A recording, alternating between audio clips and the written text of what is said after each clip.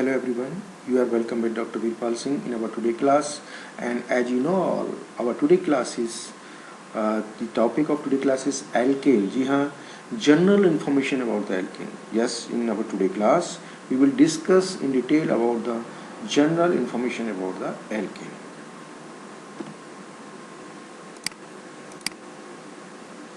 Alkane, as we all know, the acyclic saturated hydrocarbons are called paraffins since they are relatively unreactive toward most of the reagents such as acid, bases and oxidizing as well as reducing agents. जी हाँ, जो alkene है वो acyclic है, open chain hydrocarbon, saturated hydrocarbon है और इसीलिए इन्हें paraffins कहते हैं। इनकी रिएक्टिविटी बहुत ही कम है, बहुत कम है। मोस्ट ऑफ द रिएजेंट से ये अनरिएक्टिव रहते हैं। और जहाँ तक इनके नोमेनक्लेचर का सवाल है, एल्केन का नोमेनक्लेचर सामान्यतः 3 विधियाँ हैं, परंतु उनमें से महत्वपूर्ण विधि है IUPAC नोमेनक्लेचर सिस्टम। तो उसके अकॉर्डिंग एल्केन का नाम हम और उनका जनरल फार्मूला CnH2n+2 लिखते हैं और इनका नामकरण जैसे नंबर ऑफ कार्बन एटम 1, 2, 3, 4, 5, 6, 7, 8, 9, 10 तक हम यदि लें तो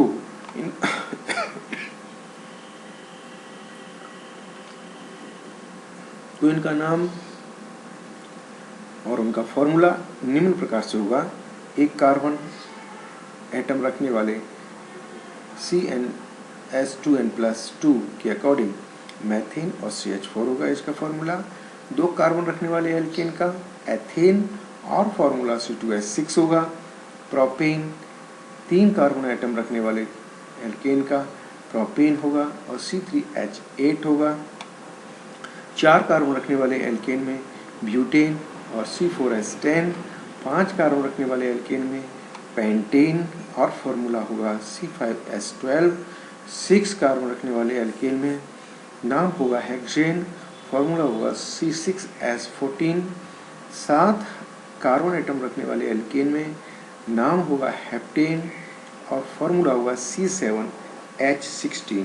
इसी प्रकार से 8 कार्बन रखने वाले एल्केन का नेम होगा ऑक्टेन और फॉर्मूला होगा C8H18। और इसी प्रकार से 9 कार्बन एटम रखने वाले एल्केन का नाम होगा नोनेन और फॉर्मूला होगा C9H20। और 10 कार्बन एटम रखने वाले एल्केन का नाम होगा डेकेन और फॉर्मूला होगा C10H22। तो इस प्रकार से हमने IUPAC नामांकन एल्केन के बारे में देखा। अब हम बात करते हैं structure. Alkanes contain carbon carbon और कार्बन हाइड्रोजन सिंगल बॉन्ड। जी हाँ, एल्केन के अंदर कार्बन कार्बन एवं कार्बन हाइड्रोजन के मध्य सिंगल बॉन्ड होता है और इसका एवरेज बॉन्ड लेंथ है वो 154 pm तथा कार्बन हाइड्रोजन के बॉन्ड लेंथ 110 pm होती है। Each carbon in alkane is sp3 hybridized or since a sp3 hybridized carbon has 4 half-filled sp3 orbitals, जी हाँ, therefore it form 4 bonds, identical 4 bonds, and these 4 sp3 hybridized orbitals are also completely identical, and these 4 identical sp3 hybridized orbitals orient themselves by distancing each other by the angle of 109 degree 28 minutes. And since the hybridized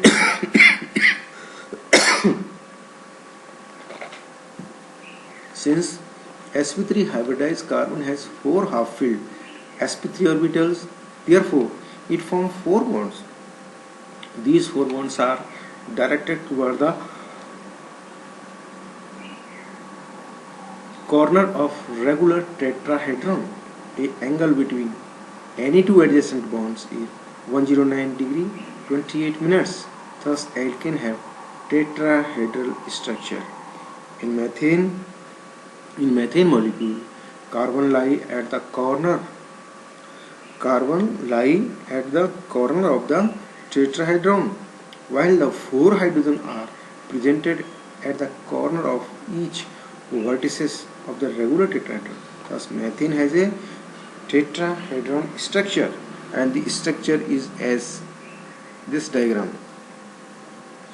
This structure is the orbital structure of methane. Here this C is here the centrally situated carbon atom, which has four identical sp3 hybridized orbital. These 4 identical hybridized orbitals oriented themselves by the distancing of 109 degree and 28-minute angle in a regular tetrahedron structure. So this is indicating the structure of geometry of methane molecule. So this is the again representing the geometry of methane molecule, where there is a angle between any two bond of methane. This is 109 and 0.5 degree. This is the method by which we prepare the methane in laboratory.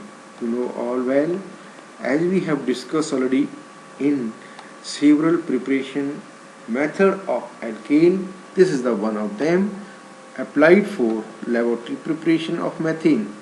Methane is prepared by heating a mixture of sodium acetate and soda lime in a copper tube, and the methane produced is collected by the downward displacement of water. इस प्रकार से देखते हैं कि ये एक burner है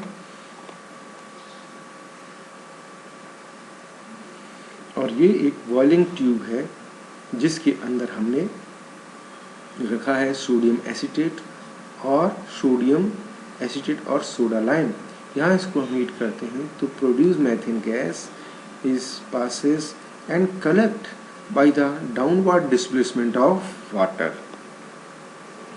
ये गैस जार स्टैंड है और यहाँ पर ये ट्यूब हमने अंदर गैस जार के अंदर डाली हुई है और ये गैस जार है जो पानी से भरा हुआ है और उल्टा करके इन्वर्टेड गैस जार यहाँ पर रखा हुआ है.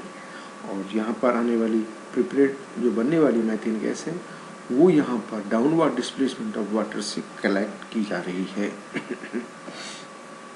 तो इस प्रकार से हम आपको आज की क्लास में अटेंड करने के लिए थैंक यू कहने से पहले एक बार याद दिलाएंगे कि आप प्लीज़ हमारे चैनल को लाइक और सब्सक्राइब करना ना भूलें और समय पर सूचना पाने के लिए बेल आइकन को दबाना ना भूलें. Thank you very much.